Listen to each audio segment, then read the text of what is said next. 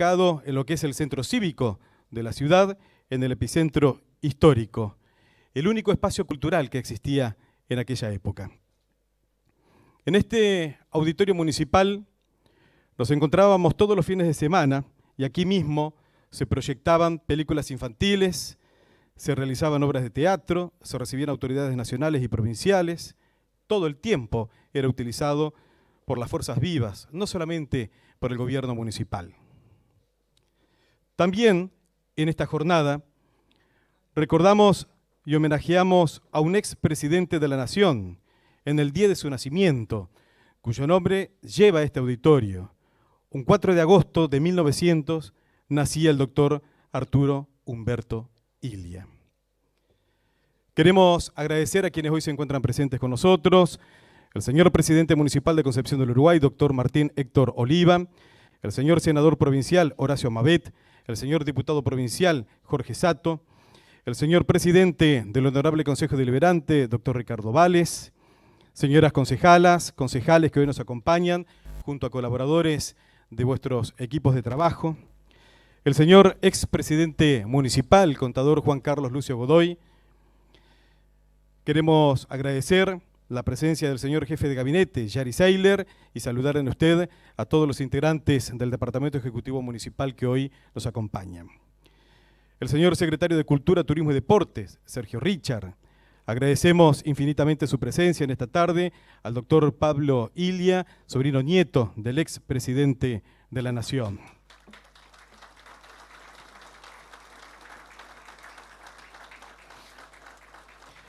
El señor secretario general de la Frestram y de la AOM, Mario Barberán, el señor secretario general de la CGT, Roberto Lencina, la señora directora departamental de Educación, profesora Ana María Díaz, el señor rector del Colegio Superior del Uruguay, Justo José de Urquiza, profesor Ramón Sieri, la señora vicerrectora de la Universidad Autónoma de Entre Ríos, ingeniera Rosana Sosacito. Agradecer al señor decano de la Facultad Regional de UTN, ingeniero Martín Erlax. En representación de la Universidad de Concepción del Uruguay, lo hace el arquitecto José Antonio Artusi, el presidente del Centro Cultural Urquiza, licenciado Hugo Barreto, el jefe de la Prefectura de Puerto Concepción del Uruguay, prefecto principal Rafael Contreras. Queremos agradecer al jefe de la Jefatura Departamental de la Policía Entre Ríos, comisario mayor Luis Martín Galiar. Agradecerle a Franco Martínez en representación del Batallón de Ingenieros Blindado 2, el señor presidente del Centro Comercial Román Tófalo y a todo su equipo de trabajo que lo acompañan, el señor presidente del Comité Ciudad de la Unión Cívica Radical, Gonzalo Gallino, el señor presidente del PRO, doctor Leandro Clapier.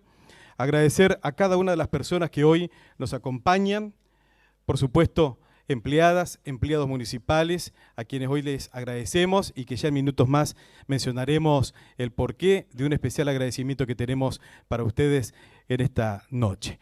Para dar inicio formal a esta ceremonia, entonaremos seguidamente las estrofas de nuestro himno nacional argentino.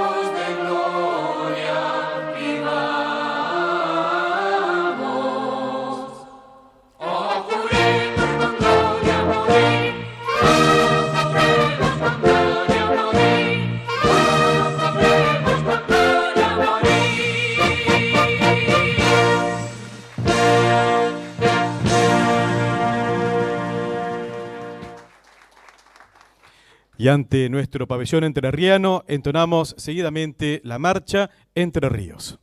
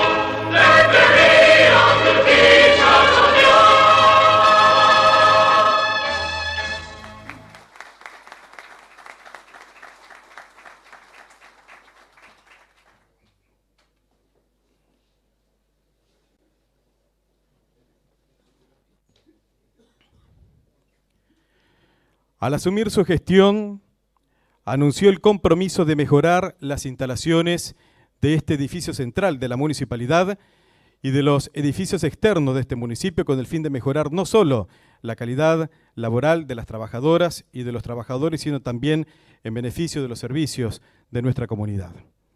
Y en el inicio de este acto queremos escuchar las palabras del señor presidente municipal de Concepción del Uruguay, doctor Martín Héctor Oliva.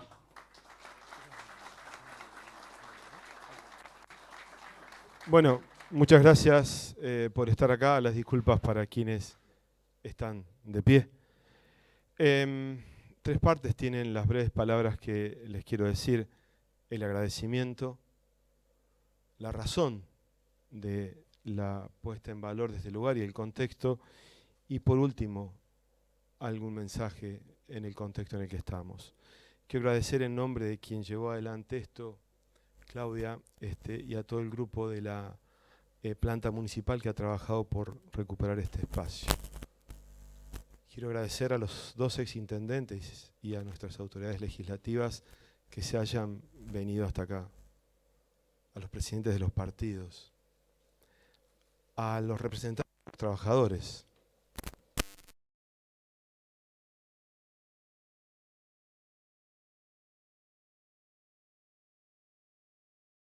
hoy acá. Juan Carlos tenía una actividad en otra provincia y la pospuso por estar acá. Siempre lo vamos a agradecer. Hay tres dirigentes que marcan el rumbo en nuestra ciudad, dos de ellos nos acompañan hoy, y que se tomen el tiempo de estar con nosotros es muy importante. Muchas gracias al trabajador y a la trabajadora municipal que permitió que esto sea así.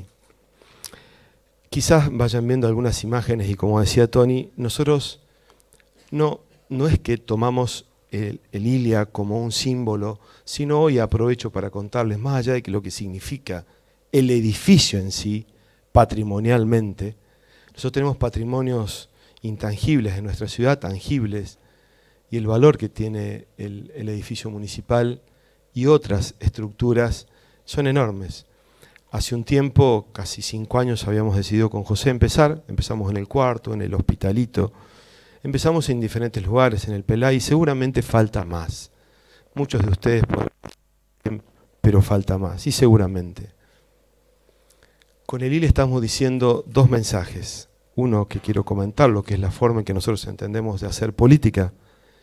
Y el otro mensaje es que nos importa mucho el patrimonio de nuestra ciudad y el lugar donde trabajan nuestros municipales. Digo nuestros porque uno lo siente así. Es la mejor forma que nosotros nos podemos parar no solo por una buena paritaria o el bolsillo que nosotros podemos, el dinero que podemos poner en el bolsillo entre todos los habitantes de esta ciudad, sino es recuperar, como venimos haciendo hace 4 o 5 años, este espacio que tiene mucha historia en esta ciudad que es histórica. Ese es el primer mensaje. Venimos hace unos años, desde que yo era vice, trabajando por esto, en las charlas que teníamos de cara a nuestra propuesta a la ciudadanía con Ricardo, habíamos hablado de hacer esto en este y en otros lugares. ¿Y por qué por ahí no mencionamos otro auditorio que tiene quizás un simbolismo importante por el volumen, como podría ser el CELSI, no porque no sea importante? Y es por la forma que quiero que se entienda que hacemos política. Esta forma que por lo menos en mi persona tiene casi 10 años, porque por ahí la dirección del hospital, si bien es un cargo técnico, pero tiene cierto tinte. Y quiero dejar ese mensaje con esto acá. Nuestra forma de entender la política, la que al menos me lleva en estas 4 elecciones, la del 15, la del 17, la del 19, la del 21, es esta, solamente la del respeto. Que la política se soluciona con más política y nada más. Que la difamación, el engaño, no tiene sentido. Por eso aprovecho este momento para decirles cómo entiendo la política y cómo, creo que está Carlitos Dutra, José Gurne, Viviana y Pancho, que fueron concejales conmigo. Casi el 100%, 90 y pico, de nuestros proyectos, de la forma en que habla el Consejo, ordenanza, resolución, fueron por unanimidad. Esa es la forma en la que entiendo que tenemos que ir. Y quiero que siga así. Quiero que vivamos en esta ciudad en la que nosotros podemos homenajear la infraestructura del trabajador municipal, pero a su vez una figura que quizás me toca un poco de cerca porque el lugar donde me tocó nacer es Cruz del Eje, la profesión que amo es la de médico. El lugar que elegí para vivir y morir es este. Entonces se cruzan y por eso quizás tomé la atribución de hacer este homenaje. Un homenaje al trabajador municipal, a la infraestructura que tiene nuestro edificio, a la forma de hacer política. Y el último mensaje es al menos al que le pido siempre yo a mis funcionarios. Respeto, buen día, por favor y muchas gracias. Tenemos una obligación que es ante los vecinos y en mi caso ante ustedes, los actores políticos, muchos de los que están acá, y mis y nuestros trabajadores municipales. Por último, quería dejarles algo que en este tiempo que nosotros hemos decidido cuidar nuestro ambiente, preservar nuestro suelo, hace casi 60 años, don Arturo, como por lo menos decíamos en Cruz del Eje, el señor presidente, firmó un decreto. Era el 7 de julio y él estaba preocupado por la conservación del suelo. Miren cuánto tiempo atrás. El 7 de julio se celebra la conservación del suelo. Nuestro ambiente, para mí y para muchos de los que integramos esta gestión, es determinante en la forma concreta de nuestras acciones. Hemos sido un poco intimidados en algunos medios por cuidar nuestra reserva natural o nuestros humedales, como juicios millonarios contra la municipalidad, llevarnos a la Corte Suprema, simplemente porque queremos vivir en un ambiente cuidado. No sé, ahí está, o se ve poco, pero Ilia tomó en el 63 las ideas de ese señor Hammond Bennett, que trabajaba o estaba muy preocupado por la conservación del suelo. Y dictó ese decreto del Poder Ejecutivo, y por eso hoy todavía se celebra eso. Nosotros vamos a cuidar nuestro suelo, nuestro ambiente. Nadie nos tiene que intimidar con juicios multimillonarios o llevarnos a la corte. Será la justicia quien diga si alguien puede venir y tocar nuestros recursos naturales, no nosotros. Así que, tomando lo que hizo don Arturo hace mucho tiempo, entendiendo la forma de hacer política, con el excesivo respeto que doy y que pido, es que les agradezco enormemente que nos acompañen hoy acá. Muchas gracias.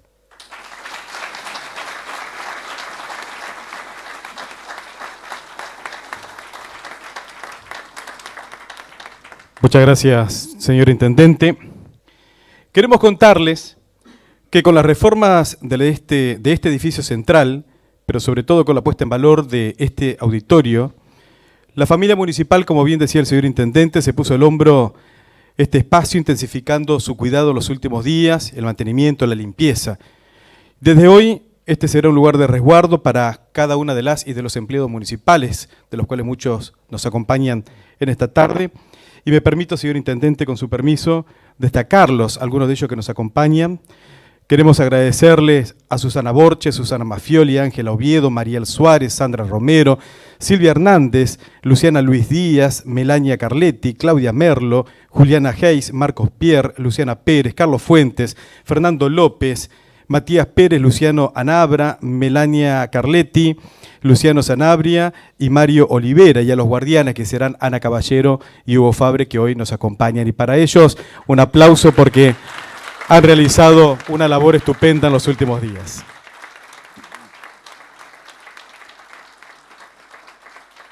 Por supuesto que hay más personas que trabajaron, como el personal que estuvo a cargo de la obra, que también nos acompañan, o un equipo importante de trabajo, pero a partir de ahora comienza el cuidado en serio de este gran lugar.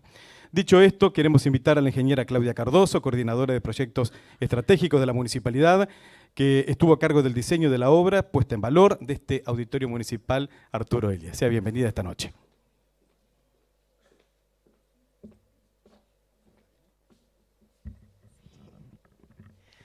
Buenas noches. Bienvenidos, bienvenidas. Me gustaría, no sé quién está manejando las imágenes, pero es importante la primera imagen que pusieron en la proyección, porque es importante recordar cómo estábamos, cómo era el principio de la historia.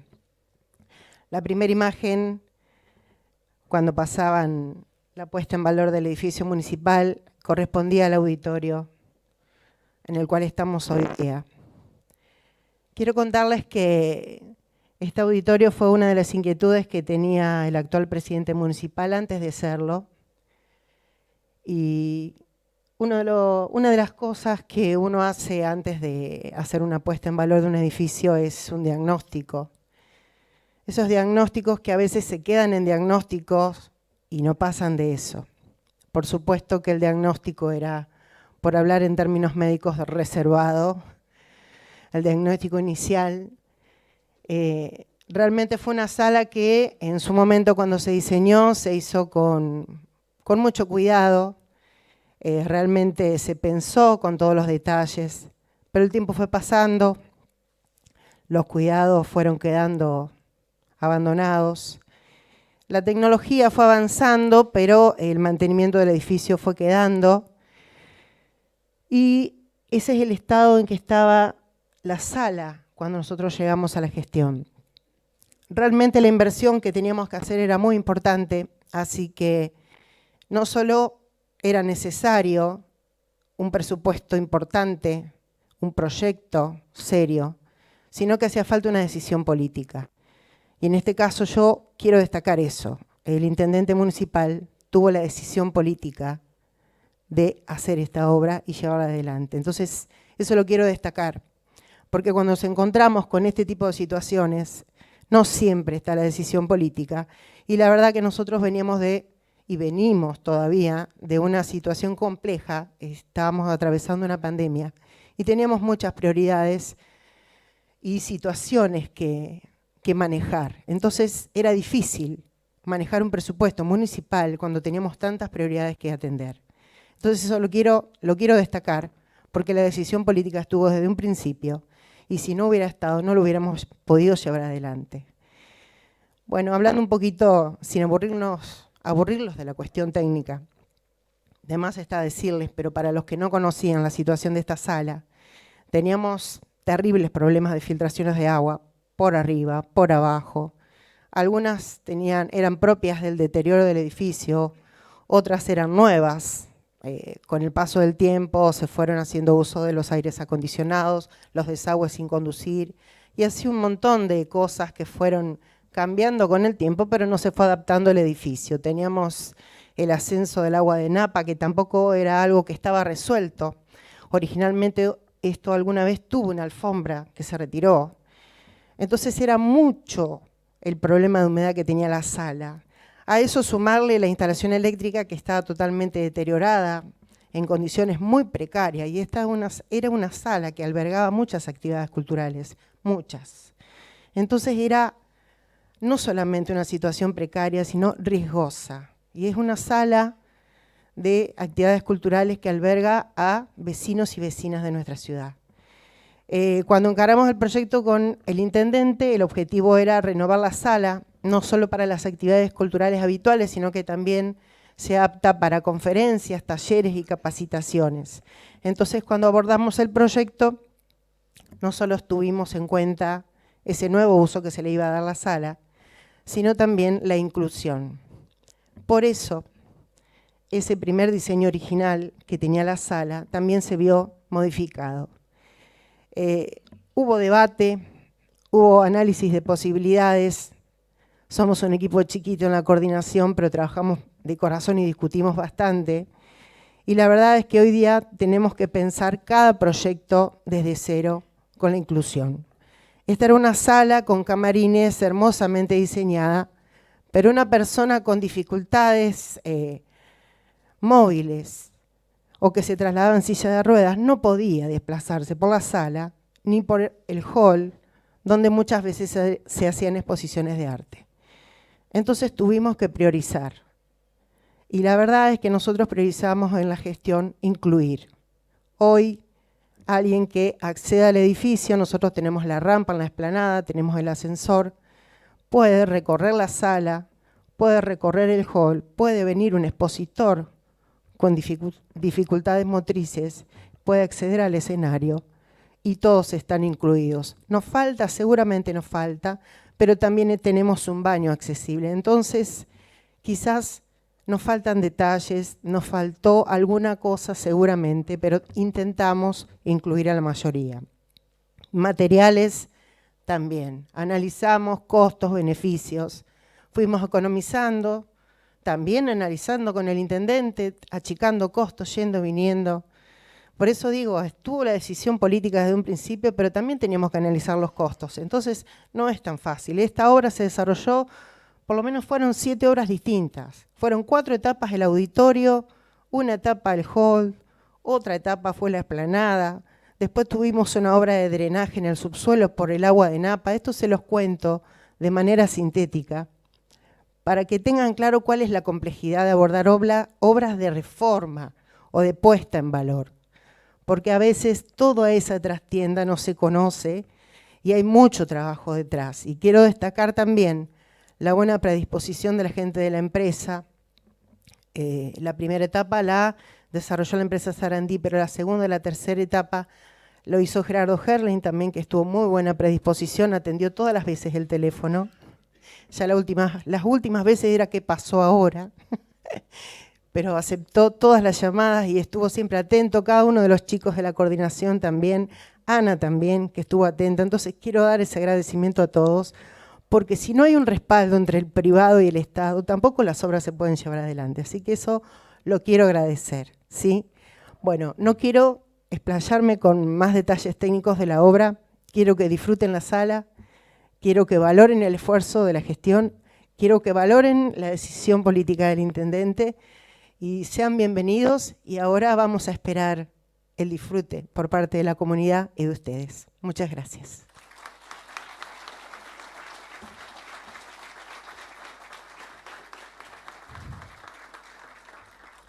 Gracias, Claudia, por tus palabras. Queremos decir que ser descendiente de un presidente de la nación debe ser un motivo de orgullo, sobre todo cuando se trata de un presidente que vivió su vida con humildad, con tolerancia, con paciencia y, reitero, con tolerancia ante los sucesos que debió afrontar durante su mandato. Por eso queremos agradecer en nombre del pueblo y gobierno de Concepción del Uruguay la presencia del doctor Pablo Ilia, sobrino nieto, quien hoy homenajeamos, nuestro expresidente de la Nación, doctor Arturo Humberto Ilia, y lo invitamos, doctor Ilia, a que pueda hacer sus palabras también en esta noche. Bienvenido.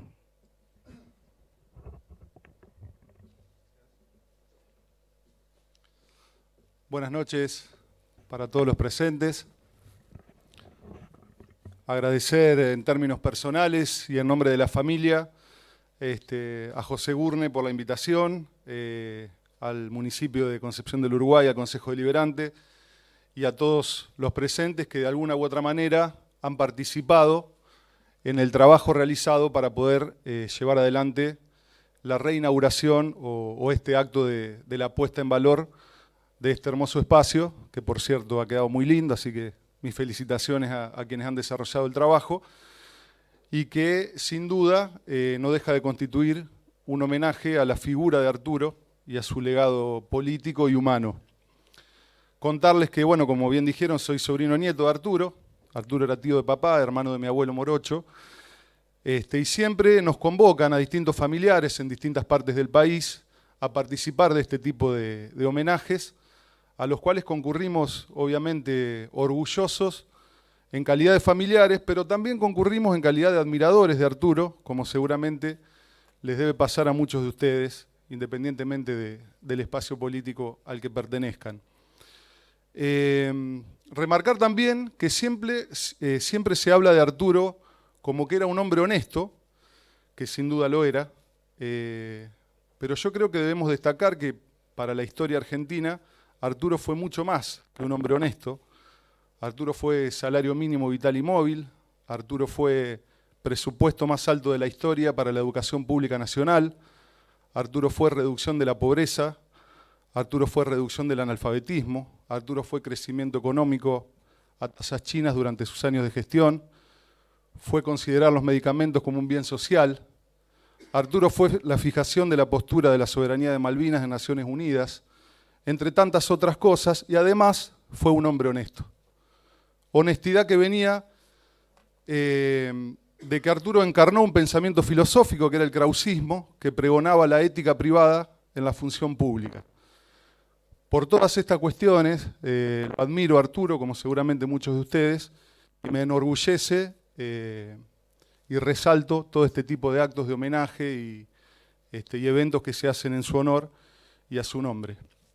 Y bueno, para no extenderme demasiado, me despido con una de sus frases, sobre todo en este contexto de crisis que nos toca, que es que debemos educar de tres maneras: con el ejemplo y con el ejemplo. Muchas gracias.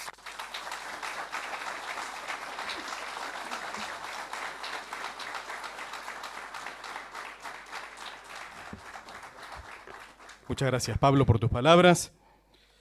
Seguidamente y atento a la importancia de la reforma edilicia y la puesta en valor de este auditorio, escucharemos las palabras del presidente del bloque de concejales de Juntos por el Cambio, profesor José Gurne.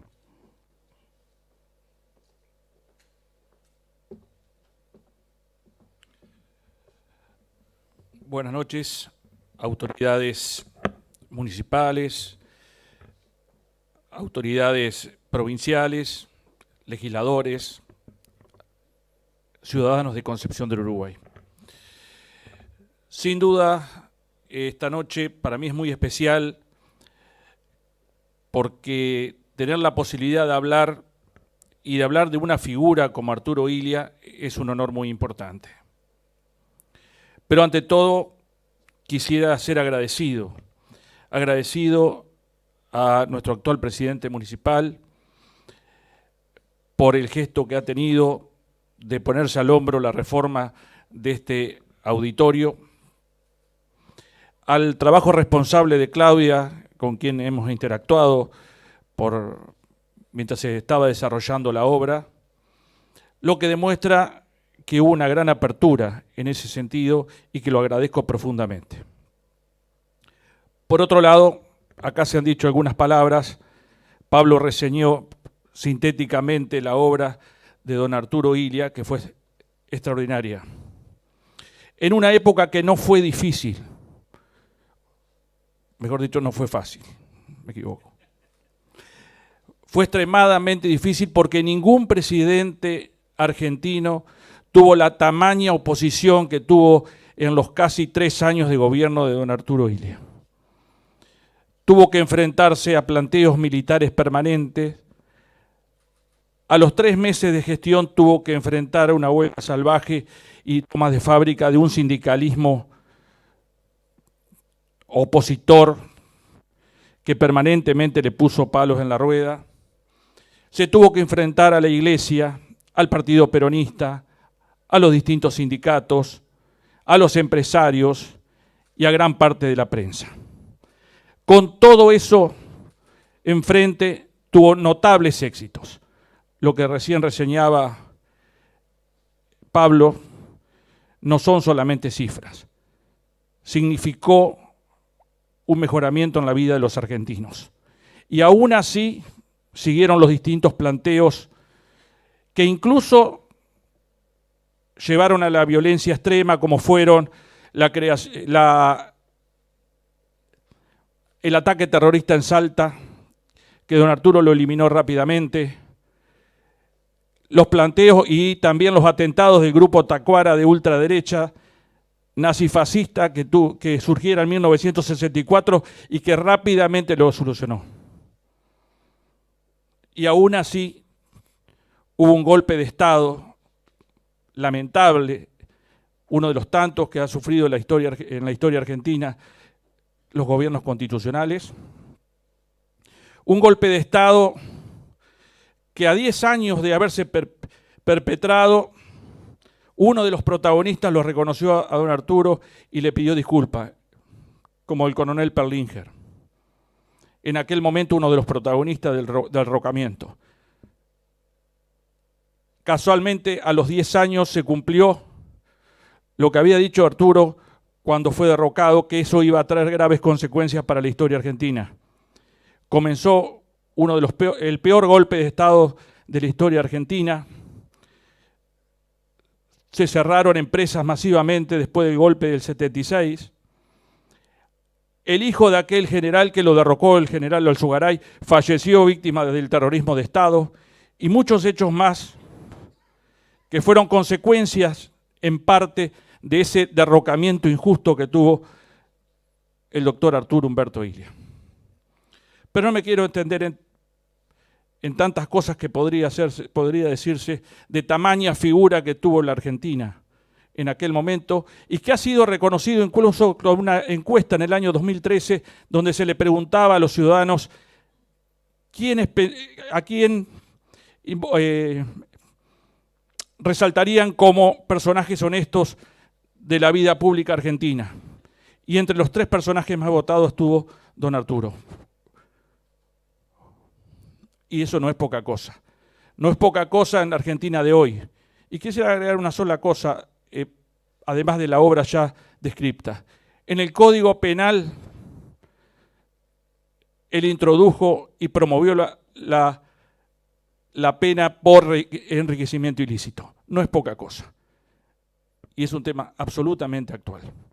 Y don Arturo lo hizo con una imagen de estadista extraordinaria. Lo último que quisiera decir es que lo que hoy estamos viviendo es una gran jornada cívica, porque están representados en gran parte todos los sectores políticos de la ciudad de Concepción del Uruguay, con absoluto pluralismo. Y eso es lo que hubiera querido el doctor Arturo Illia. Muchas gracias.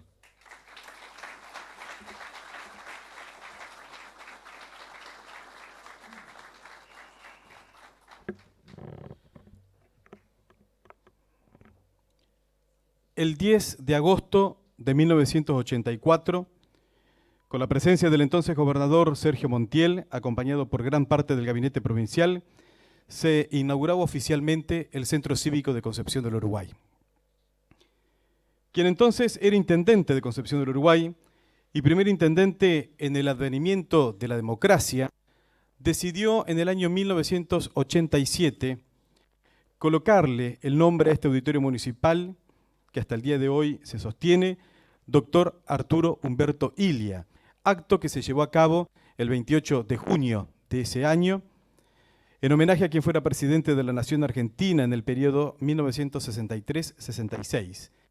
Como bien se dijo con los distintos oradores, médico de raza que ejerció su profesión durante más de 30 años en su ciudad de Cruz del Eje. Podemos decir muchas cosas de su personalidad, algunas de ellas o muchas de ellas ya se dijeron, pero su apodo lo identifica y lo describe en persona, ya que lo llamaban el apóstol de los pobres. Agradecemos su presencia esta tarde. Sabemos que tenía un viaje previsto que logró postergarlo, era un viaje planificado que tenía en su agenda, decidió estar presente con nosotros en esta ceremonia y nos referimos a ese intendente que realizó estas acciones. Con nosotros, el señor expresidente municipal de Concepción del Uruguay, contador Juan Carlos Lucio Godoy.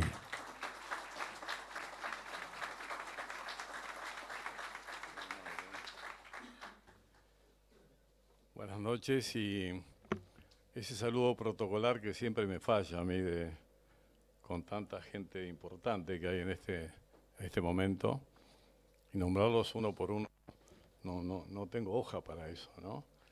Así que lo que hago es saludar a los legisladores locales y provinciales, las autoridades locales y provinciales también, al señor viceintendente, al señor intendente municipal que ha tenido este gran gesto, y a mi querido amigo José Eduardo Labrito, que compartimos en este caso la silla, o la silla de al lado.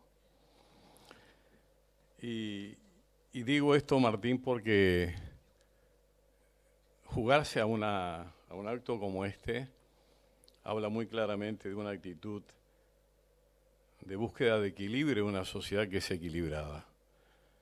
Tenemos la suerte de vivir en este pueblo en donde creo que nos conocemos bastante bien entre todos y yo estoy orgulloso. Cada vez me gusta más vivir en este pueblo porque es un pueblo de equilibrio, de armonía, donde no hay grandes confrontaciones ni tampoco hay denuncias que ensucian la vida pública. Y genera toda una mística este acontecimiento. A mí el señor intendente me acaba de entregar el decreto de aquel momento cuando le pusimos el nombre a este lugar. Y para mí es un gran regalo. Y ya van a ver por qué Pablito para mí representa tanto esto.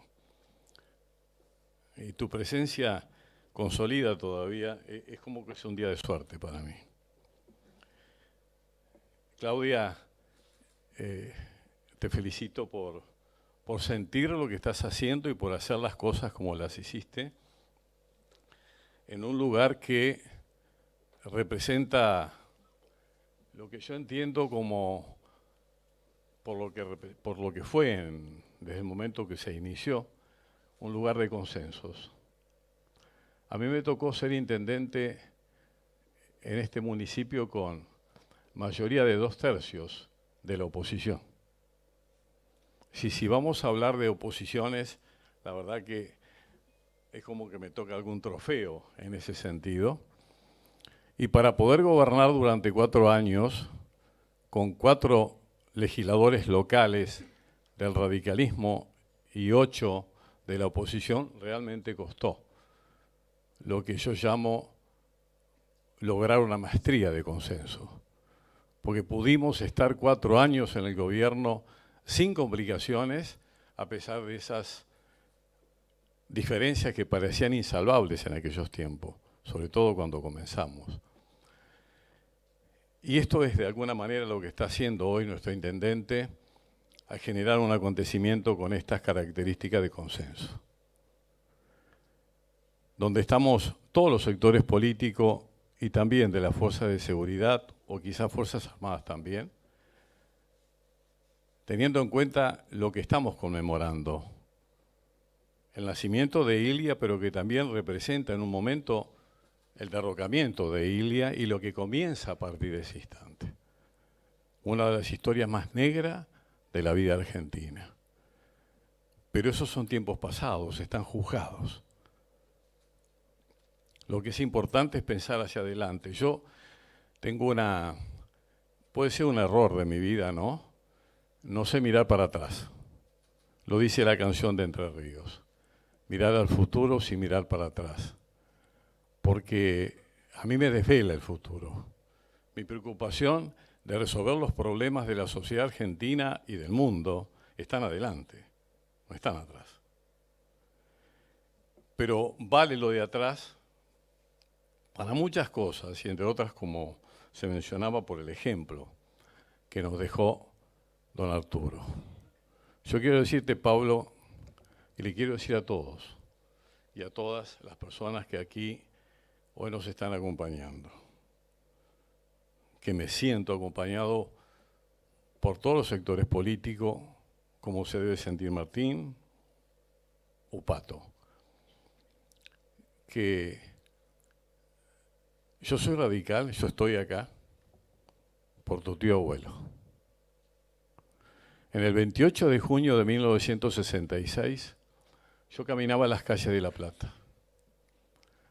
Comenzaba mis estudios universitarios y vi en 1:44 tropas, camiones, tanques o algo parecido, y no entendía para nada qué es lo que pasaba, porque no había nada en la sociedad que justificara lo que ahí se estaba viendo. Yo no lo conocía a Ilia nada más que porque había sido presidente y había que ponerle el hombro, como se decía en la campaña. Pero me pareció tan feo, tan desagradable para una persona del interior, como era mi caso, de este pueblo humilde, muy democrático y republicano, por supuesto, por su historia, ver esa afrenta, que después me enteré que era para derrocarlo a Ilia. Por supuesto que con mi edad, de mi lugar, y sin ver nada en el contexto que me permitiera interpretar, yo no entendía, por supuesto, qué estaba pasando. Lo entendí después con el tiempo, y eso fue afirmando mi inclinación hacia una persona que yo no tenía nada que ver. Mi padre fue socialista y venía del anarquismo del despertar del obrero. Venía de izquierda. Y desde ese lugar, y a pesar de ese lugar, yo elegí ser radical por Arturo Illia, por lo que le hicieron a Arturo Illia. Y voy a contar algo que demuestra mi ingenuidad de aquellos tiempos y de quizás toda mi generación, porque empezaba allí recién lo que fue después la tremenda década del 70. Me tocó el servicio militar y tuve que ir, y allí me hicieron un interrogante o un interrogatorio. Yo no sabía quiénes eran. Después me dijeron que era el CIDE. Y ahí me preguntaron, entre otras cosas, qué pensaba yo de política. Y les dije que a mí me parecía mal lo que se había hecho con él. Yo, insisto, no sabía para nada las consecuencias que podía tener ni lo que podía representar. Simplemente sentí la necesidad de decir la verdad. Y al decirles que no estaba de acuerdo con lo que había sucedido, le dije además que venía de una familia socialista, pero que yo me había inclinado a defender a un hombre como Illia por lo que había sucedido. Y ahí empieza a transcurrir mi vida de pensamiento político, para nada de militancia. Yo recuerdo la noche de los bastones largos, pero antes que eso recuerdo cuando fuimos a la Facultad de Ciencias Económicas en La Plata, a los pocos días a querer entrar y que no pudimos hacerlo.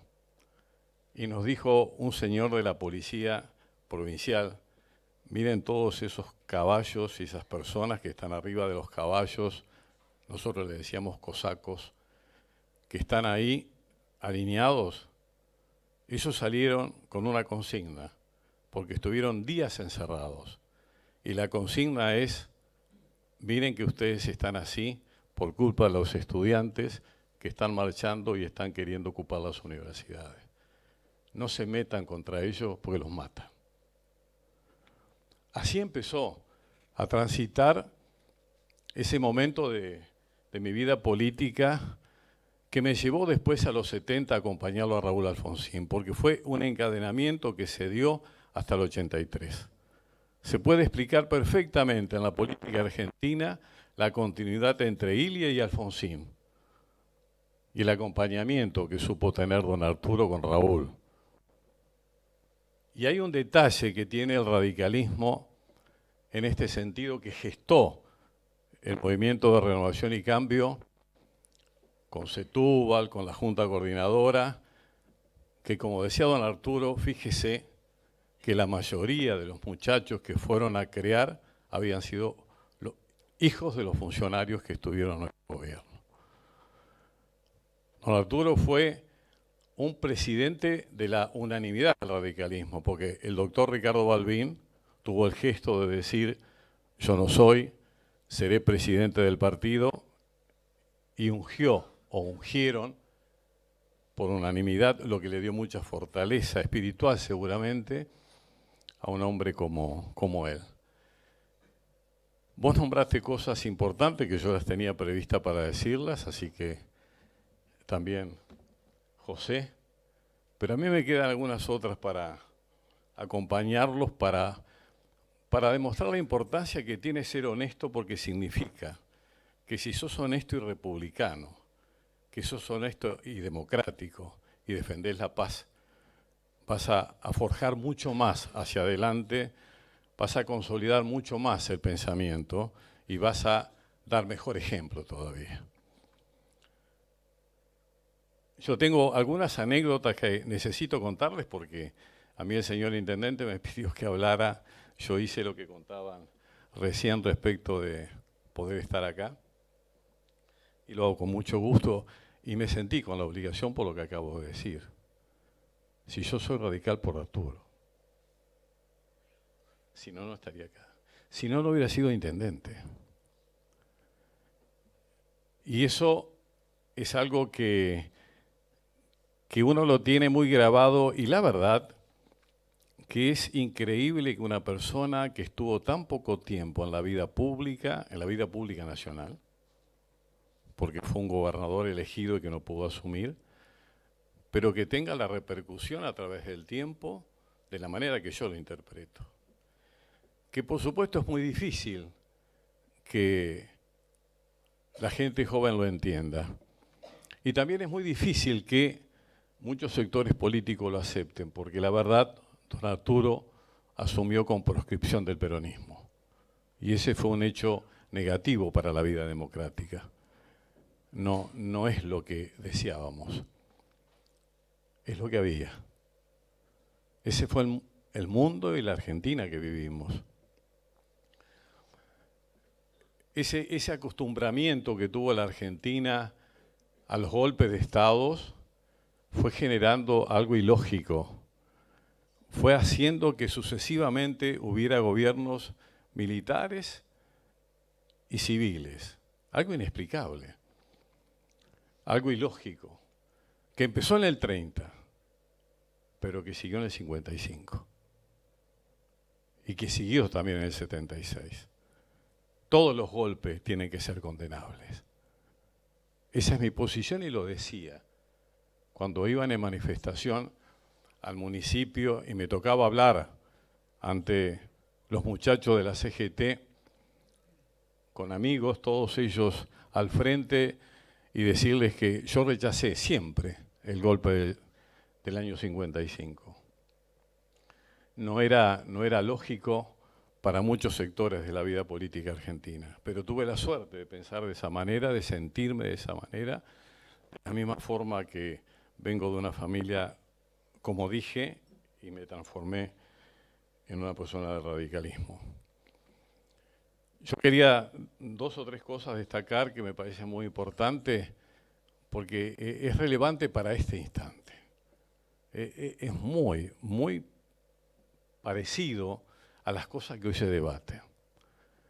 Año 1964, una gran cosecha de trigo que tiene la Argentina, necesitaba venderse porque los productores agropecuarios, por supuesto, siempre están necesitando, es la matriz productiva más importante que tiene la Argentina. Y cuando don Arturo convoca a los sectores que se encargaban de la exportación de estos cereales, y él quería 8 pesos por quintal para la venta en definitiva, quienes se encargaban de la comercialización le decían no más de 5,50. ¿Y cuál fue la reacción de don Arturo? Decirle, dejen nomás, me voy a manejar de otra manera. Y se puso en contacto con Josué de Castro, un hombre muy importante en la vida del mundo porque fue un director de FAO, pero además fue un hombre que trabajó en China con Mao Zedong, acompañándolo en la reforma agraria de Mao Zedong. Y esto es un hecho que muy poca gente lo conoce, y como tenía ese vínculo, pudo colocar la cosecha en China a 8 pesos para defender al productor agropecuario. Y se la perdieron los que concentraban y monopolizaban los cereales para poder exportarlos. Casi el 30% se quedaban ellos. Y fue al campesino, y fue a la gente de campo. Y le dijeron, pero es un país comunista, pero los productores necesitan la venta. Pero además, tan equivocados estaban quienes le decían eso, que el pago se hizo con una triangulación a través del Banco de Londres vía Hong Kong. Así que ahí se mezcló todo. El imperio inglés, el imperio chino, Argentina modesta, vendiéndole en el año 64 en plena Guerra Fría. Nixon fue 6 años después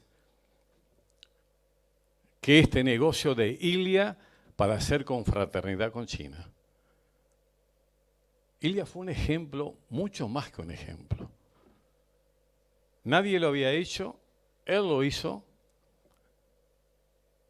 y lo dejó como para que lo tomemos en cuenta, ¿no? Es un momento, repito, importante.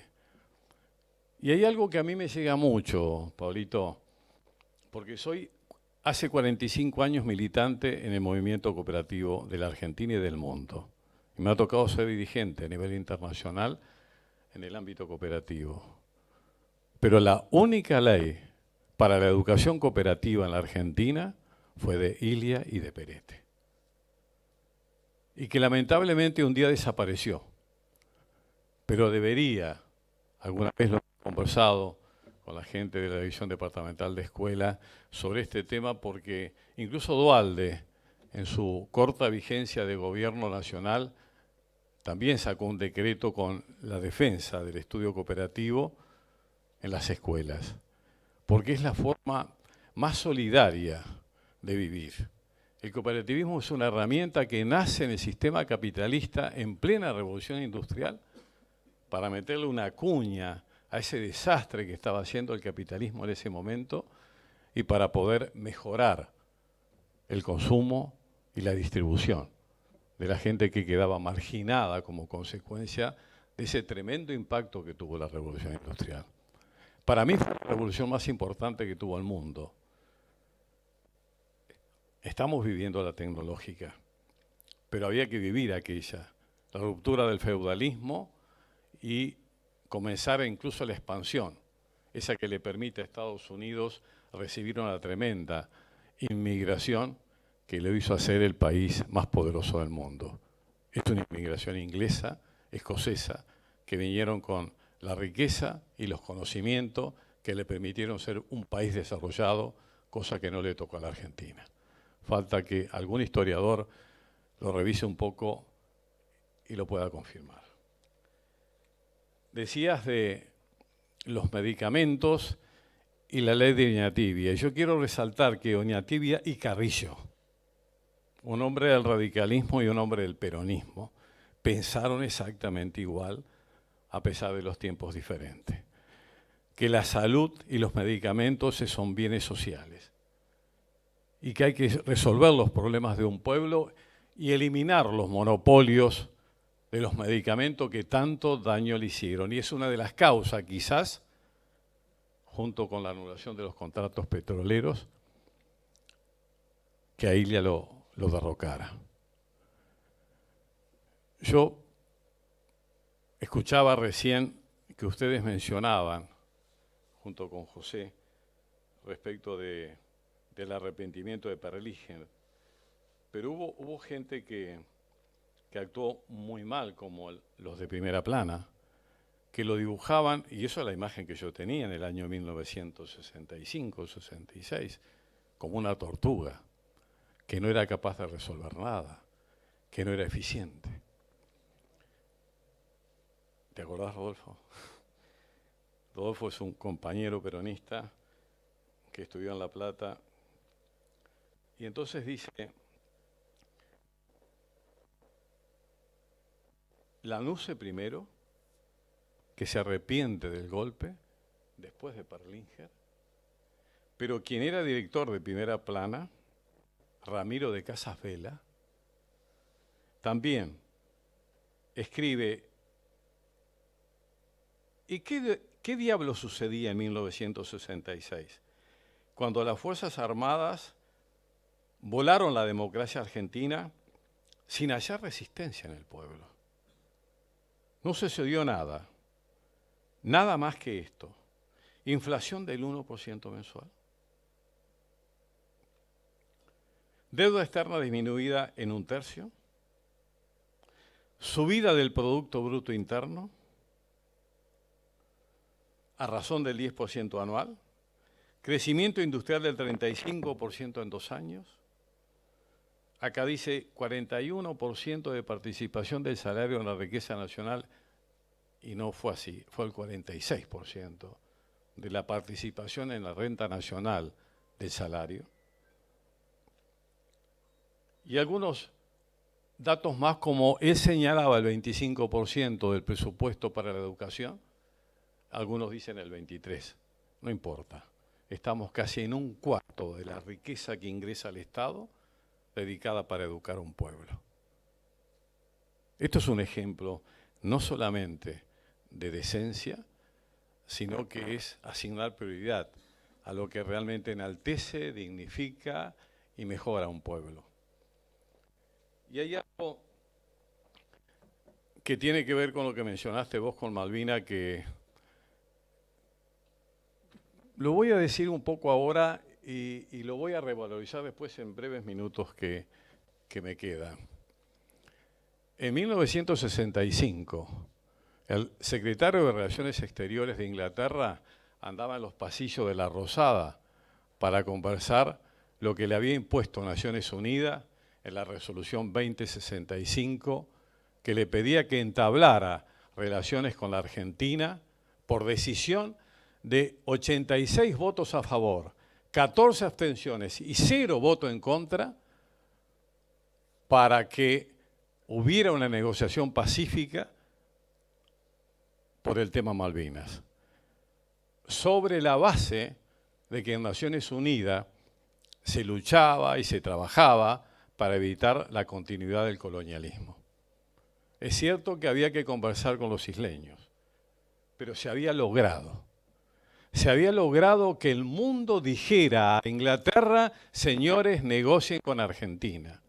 Y lo hizo el gobierno de don Arturo con Zavala Ortiz como canciller.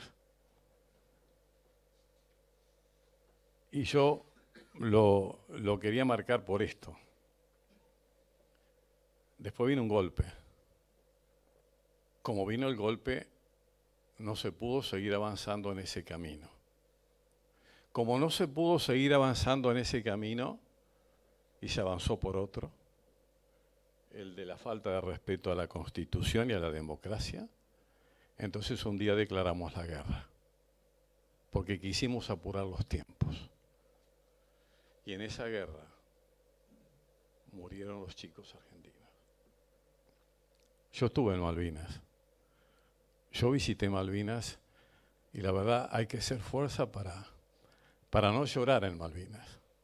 Cuando uno ve una tumba que dice, aquí yace un soldado solamente conocido por Dios. No decía NN, decía solamente conocido por Dios. Y leer eso en una tumba de un argentino, la verdad que emociona. Y no hubiera sucedido si no estaba el golpe, si continuaba don Arturo, o quien fuera, la democracia.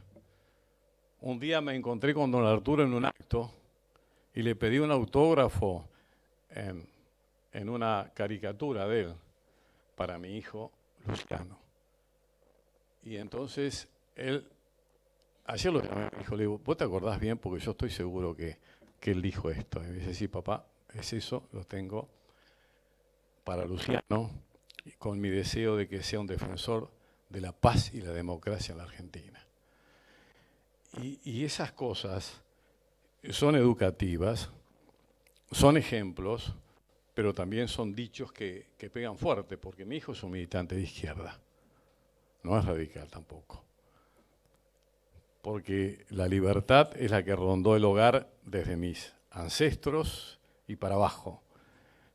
El libre pensamiento en la mesa o en la vida, para que cada uno vaya haciendo lo que siente en función de un pueblo, para mejorar la vida de un pueblo.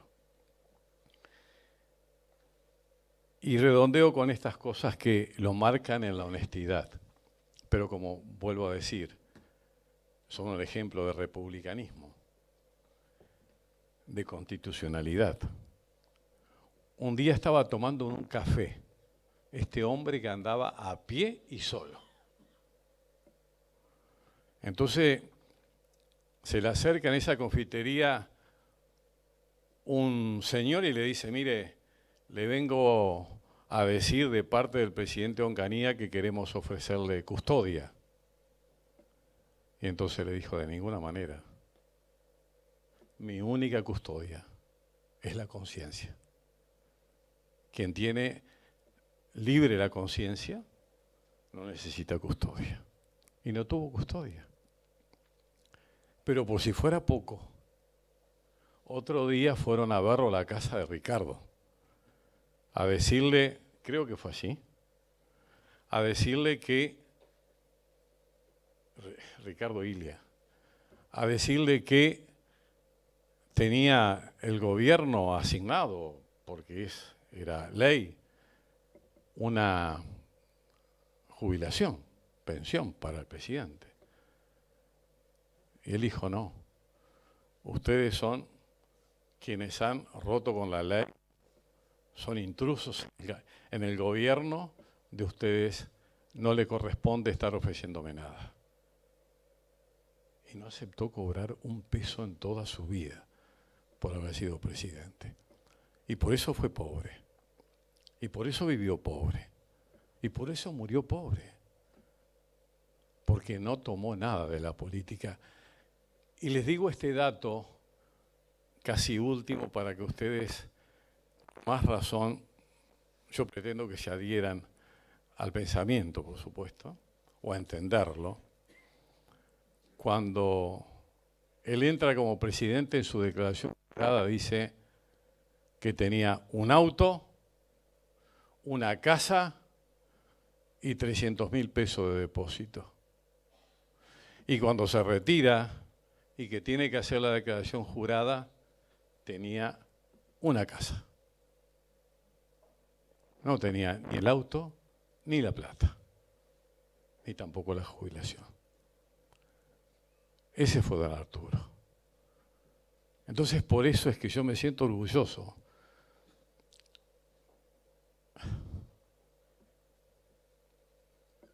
A veces uno se emociona un poco, ¿no? Pues ¿saben por qué además? Porque los 70 fueron tan difíciles, nos costaron tanto a todos los argentinos. Tenemos tantas compañeras y compañeros que perdieron la vida peleando por la democracia y por la paz y por la vida. Que la verdad que todavía lo lloramos, todavía. los recordamos como si fueran hoy. Por eso el lamento de la pérdida de la democracia en el 66, porque trajo todo lo que vino. Quizás se puede decir lo del 55, porque trajo todo lo que vino, o lo del 30. En definitiva, la ruptura del orden democrático, la ruptura de la vida constitucional, produce estas cosas. La justicia es inherente a una sociedad que pretende vivir en democracia, a la forma de vivir en los estados.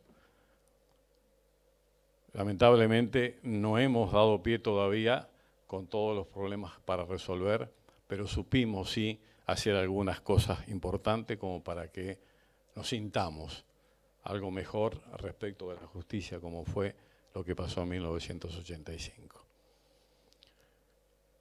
Yo no puedo hablar mucho sobre el amor que tengo por la vida de Ilia, que fue el que me trajo a este lugar.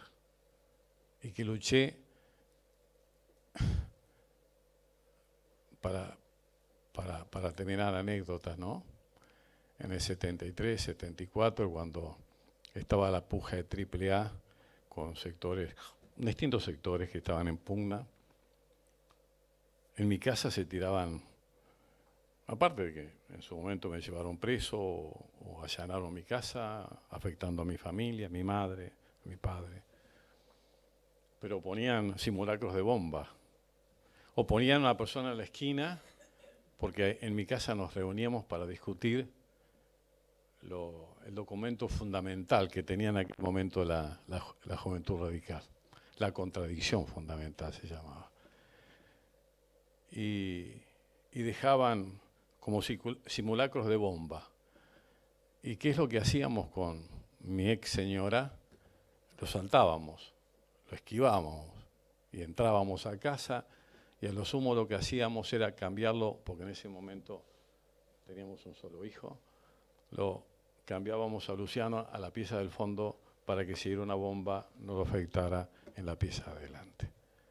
Esas fueron las cosas que vivimos por ser radical, por ser político, por defender la democracia, por defender la paz, por defender la vida, y gracias a Ilia que lo pude hacer. Muchas gracias.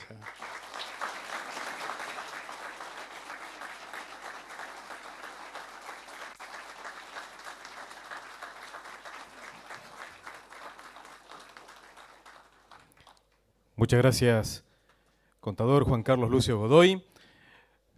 Importantes todas las palabras que se dijeron en las distintas presentaciones, pero también queríamos proponerles a ustedes un cierre distinto, un cierre que tenga que ver con las cosas que se vivían en algún momento en este auditorio municipal, mediante la cultura, mediante la música.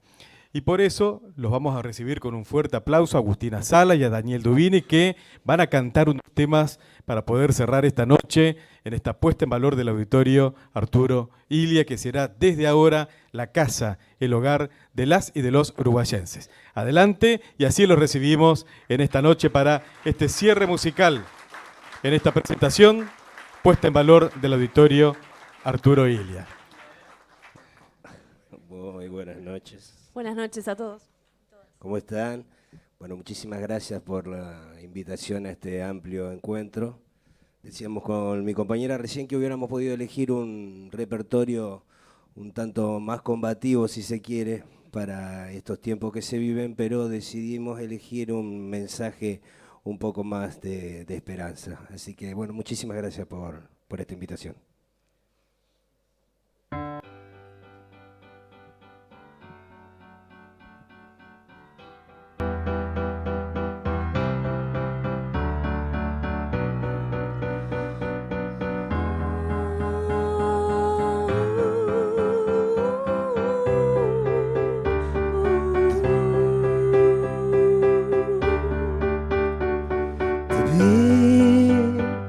Juntabas margaritas del mante. Ya sé que te traté bastante mal. No sé si eras un ángel o un rubí, o simplemente te vi.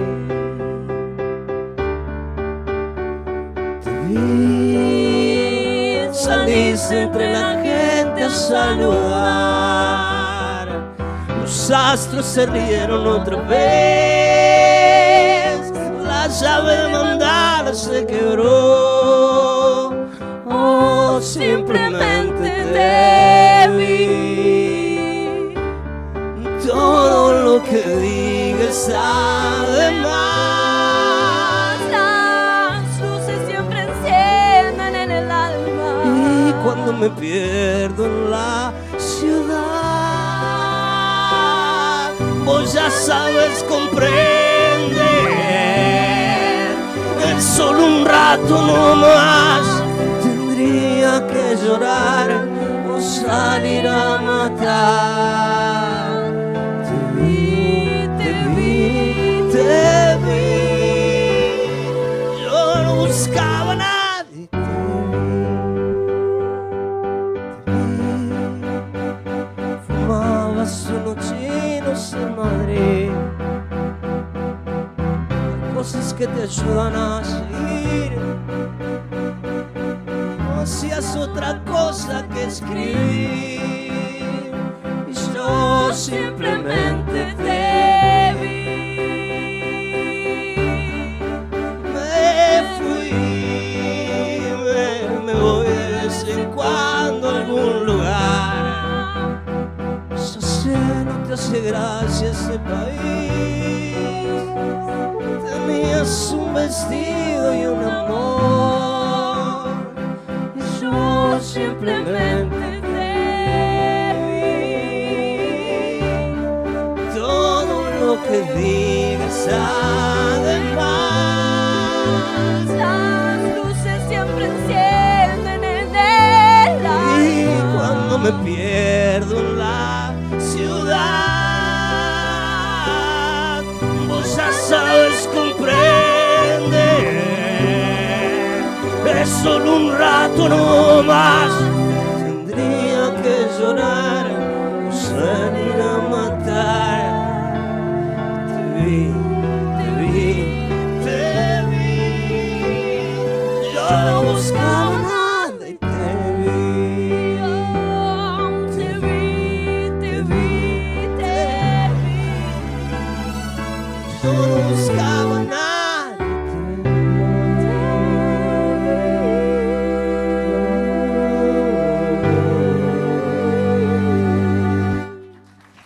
Qué grosa esta piba. Muchas gracias. Muchísimas gracias.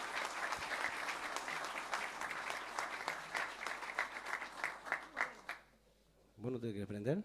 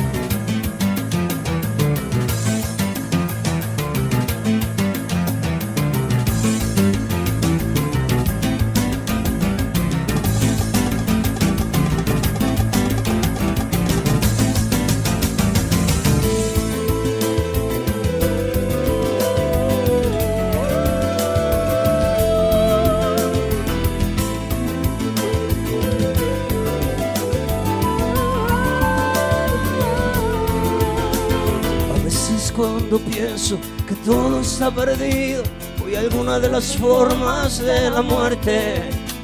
Me pego un tiro con una palabra que alguna vez me fue tan transparente.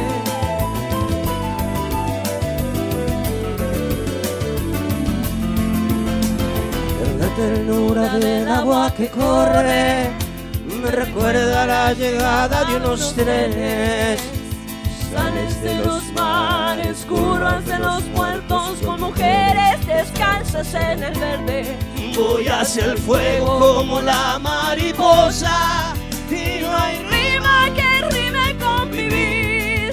No te pares, no te mates, solo es una forma más de demorarte.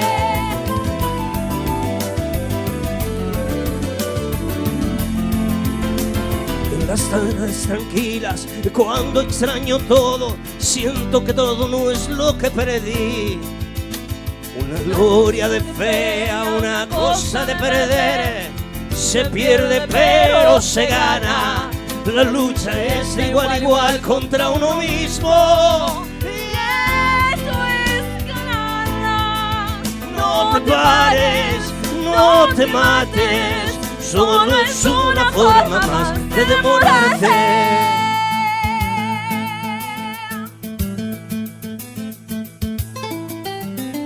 Recuerdo la quietud de la tierra, la quietud de estar adentro. Se cree más en los milagros a la hora del entierro. Ese hombre trabajó. ¿Quién escribirá su historia? La cara reseca, la viuda que sueña, los amigos que siguen igual. La gloria en zapatillas, el florero vacío. Quién sabe si se puso a pensar. ¿Para qué vivo? Vivo para no perder. Voy hacia el fuego como la mariposa y no hay rima que rime con vivir. No te pares, no te mates, solo es una forma más de demorarse.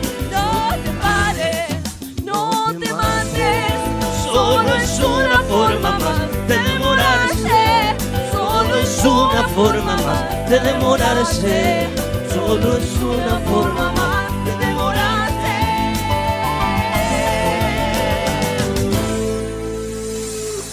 Muchas gracias. Bueno, ahora nos despedimos. Gente, muchísimas gracias. Gracias a la gente del sonido, gracias a la Gus que me hace señas. Bueno, estoy acostumbrado a cantarlo con pistas, así que me tienen los brazos. Agradezco No a... me entendés. Gracias a todos. Gracias.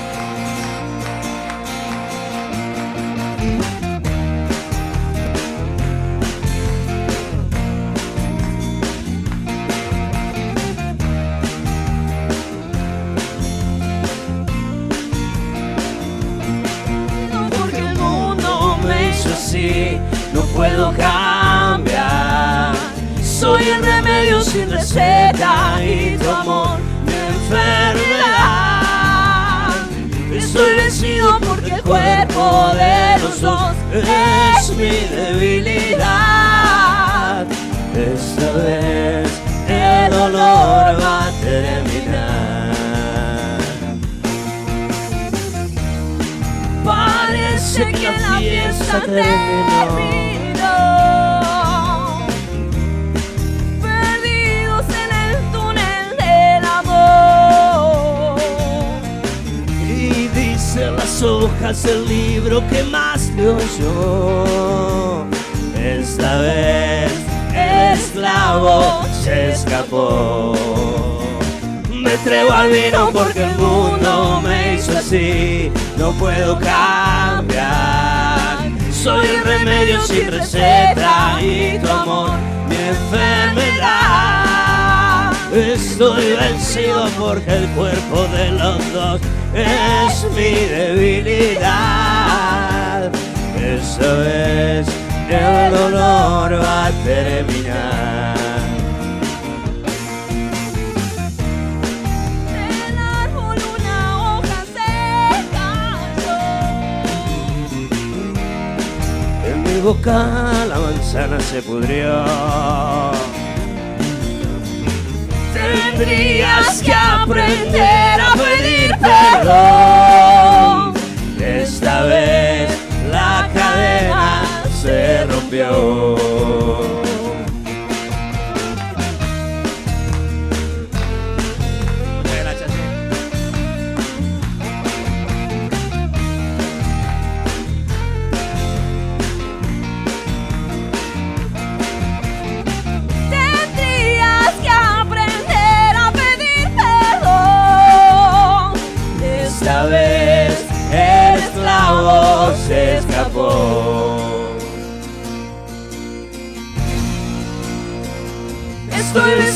porque el mundo me hizo así, no puedo cambiar.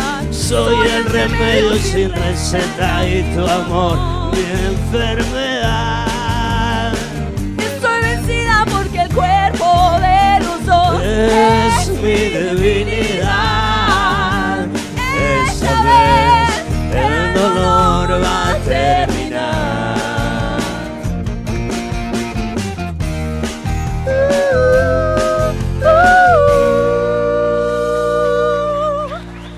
Muchas gracias a todos.